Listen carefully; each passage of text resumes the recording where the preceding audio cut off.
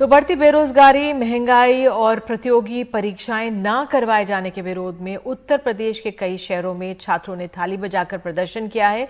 ऐसी तस्वीरें बिहार से भी आई हैं, कैमूर शहर से भी आई हैं। तो छात्रों की मांग है कि सरकार रोजगार के अवसर मुहैया करवाए और जल्द से जल्द प्रतियोगी परीक्षाएं करवाएं। ऐसे प्रदर्शन, जैसे हमने बताया, ये हम आपको बिहार के दिखा रहे हैं, लेकिन ज्यादातर जो तस्वीरें अब आ रही है दिखाने की कोशिश करेंगे वो यूपी से हैं। उत्तर प्रदेश के वाराणसी, हापुड़, प्रयागराज, अलीगढ़, वहां से ये तस्वीरें आई हैं। हमें कहा गया है कि ये जो तस्वीरें हैं ये प्रयागराज की हैं, जो आप अपनी स्क्रीन पर देख सकते हैं। तो उत्तर प्रदेश के कई शहरों से आज छात्रों ने, बेरोजगार युवाओं ने, महंगाई की मार झेल रहे लोगों ने थाली बजाकर विरोध प्रदर्शन किया है और ये तस्वीरें सामने आई हैं। कोशिश करेंगे अपने सहयोगी अजय सिंह से बात करने की। और ये तस्वीरें एक तरह से एक अनोखा प्रदर्शन था। अमूमन हमने देखा है कि जब लोग थाली बजाकर प्रदर्शन करते हैं तो पूरा एक साथ पूरा हमारा जो देश है एकजुट हो जाता है। हालांकि ये जो तस्वीरें हैं ये युवाओं का रोष प्रकट कर रही हैं उत्तर प्रदेश और बिहार के। अजय सिंह हमारे साथ फोन लाइन पर मौजूद हैं। अजय, उत्तर प्रदेश के कई शहरों से ये तस्वीरें आई हैं, अलीगढ़, प्रयागराज, बनारस, क्या हुआ, ये किस तरह से ये प्रदर्शन की शुरुआत हुई? आज इन लोगों ने शिक्षक दिवस था 5 तारीख के दिन पहले से इन लोगों ने एक वो कर रखा था कि 5 तारीख को 5:05 पर वो हर जगह वो लोग जाकर के अपने अपने इंस्टीट्यूशन के बाहर इस तरीके से विरोध प्रदर्शन करेंगे। उसी कड़ी में कई जगह पर इस तरीके से उत्तर प्रदेश में और बिहार में जो परीक्षाएं नहीं हो रही हैं, जिनकी वजह से जो बेरोजगारी है, जो वैकेंसी नहीं निकल के आ पा रही है, तो उन तमाम चीजों को लेकर के, उन मुद्दों को लेकर के ये जो स्टूडेंट थे, छात्र थे, जो प्रतियोगी छात्र हैं, इन लोगों ने एक मुहिम बना करके विरोध किया। आपको बता दें निधि कि इसके पहले एक इन लोगों ने ट्वीट किया था, काफी लंबा ट्वीट जो चला था, तकरीबन 45 लाख तक ट्वीट करके एक अपना रेलवे के एग्जाम के लिए उन्होंने किया था। और अब इस तरीके से एक वो चरणबद्ध तरीके से इन लोगों ने, आप सरकार के अंग हैं, आपको इस पर सबसे ज्यादा विरोध करना चाहिए। और सारे संगठनों से मैं आह्वान करता हूं कि एनपीएस और निजीकरण के खिलाफ इस लड़ाई में साथ दें। ये लड़ाई अगर आप लड़के नहीं जीतते हैं तो माननीय प्रधानमंत्री जी बहुत बढ़िया अच्छे तरीके से आप समझाया करते थे, और मैंने कई बार ये बात कहा, आज फिर मैं कह रहा हूं कि आप बहुत बड़ी कहानियां सुनाया करते थे कि मैंने रेलवे स्टेशन में चाय बेची है। सच बात बताऊं, उस समय की सरकारें रेलवे का निजीकरण रेलवे स्टेशन का नहीं किया था। अगर रेलवे का स्टेशनों का निजीकरण माननीय प्रधानमंत्री जी हो गया होता तो आप स्टेशन पर घुसने लायक न होते। आपके द्वारा ही यह कहा गया है कि गरीब घर में पैदा हुआ हूं और स्टेशन पर चाय बेचा हूं, और अगर चाय उस स्टेशन का निजीकरण हो गया होता तो आप घुस नहीं पाते माननीय प्रधानमंत्री जी। तो कम से कम उसको रहम करिए।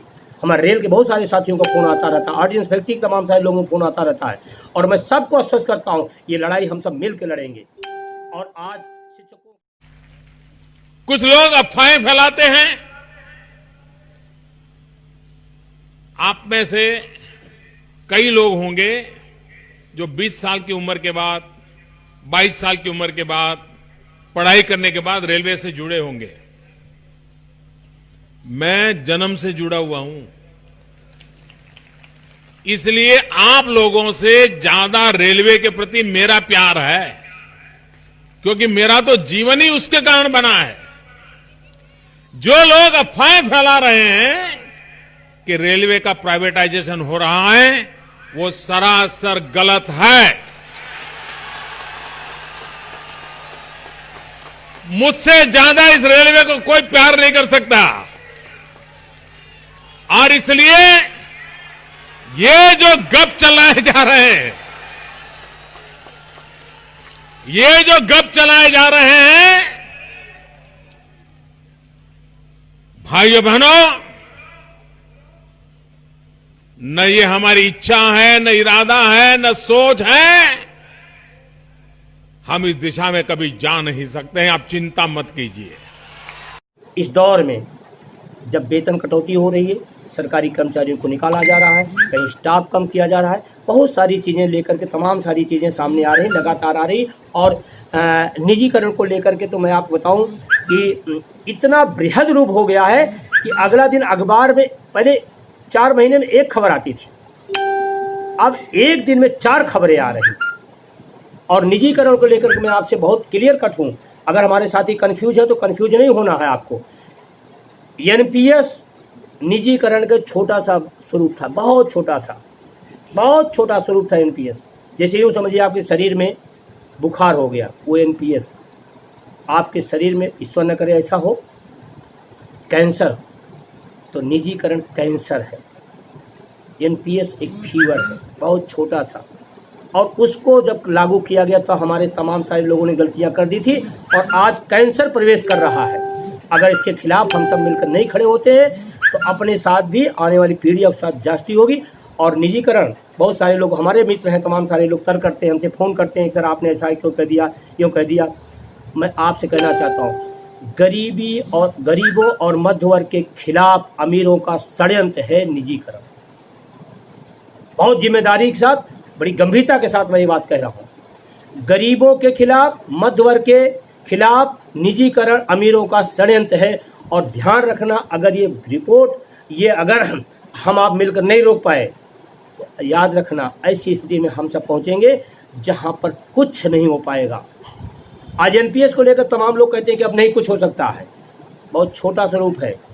कल निजीकरण पे आप सब बहुत बड़े स्वरूप में देखेंगे कि इसकी क्या स्थिति बनते जा रही है। तो मैं आप सभी से ये बात निवेदन पूर्ण करना चाहता हूँ, एनएमओपीएस के राष्ट्रीय कार्यकारिणी ने फैसला किया है कि एनपीएस और निजीकरण के खिलाफ हम लड़ेंगे, मजबूती से लड़ेंगे। दुर्भाग्य से है तमाम सारे संगठन बड़े